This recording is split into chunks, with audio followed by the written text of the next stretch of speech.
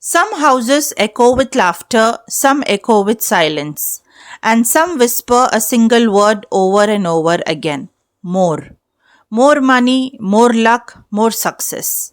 In this house, greed has a voice and a child is listening. Welcome to the haunting world of The Rocking Horse Winner, a story by D.H. Lawrence that explores the dangerous intersections of love, money, and obsession. At first glance, it may seem like a simple tale about a young boy and his unusual habit, but beneath the surface lies a chilling lesson. What happens when a child believes that love is earned, not given? What happens when a home whispers secrets about wealth, luck, and power? In the early 20th century, D.H. Lawrence was fascinated by these questions.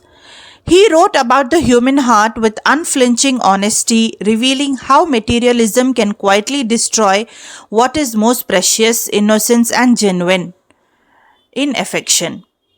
David Herbert Lawrence, or D.H. Lawrence, was an English novelist, poet, and essayist.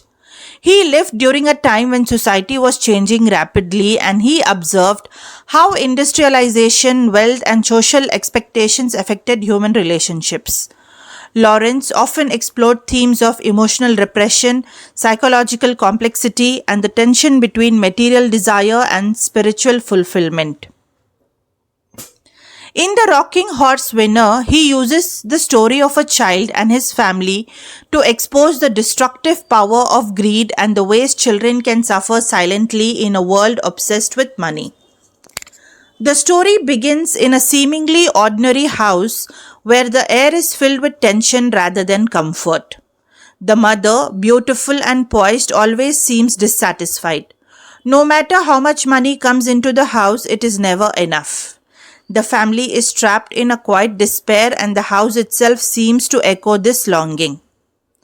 The central figure of the story is Paul, a young boy with an unusual gift. Paul senses things others cannot. He can feel luck, predict the winner of the horse races, and understand money in a way that amazes and frightens his family. Driven by a desire to earn his mother's love and solve the family's financial troubles, Paul rides his rocking horse with a feverish intensity. He grips the mane, his eyes wild, and searches for the winning horse. It is a ritual almost mystical, a desperate attempt to control fate itself. As Paul begins to succeed, money flows into the house. The family's fortunes improve. The whispers of the house, "there must be more money," grow louder, as if urging Paul onward.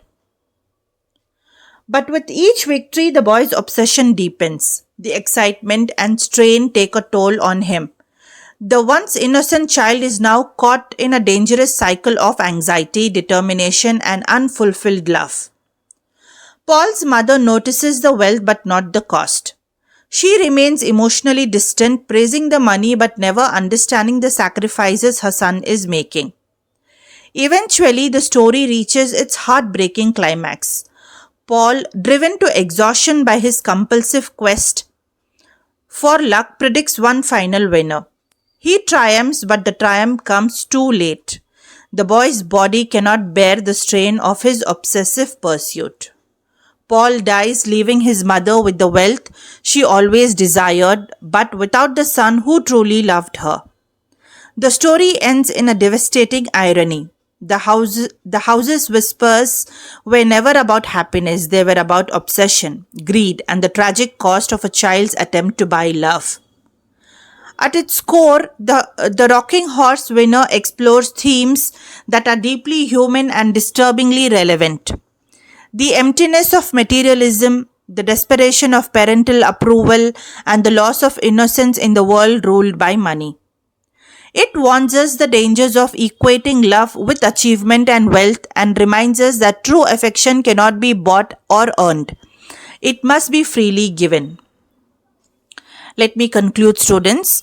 D.H. Lawrence's story is more than a tale of a boy and his horse.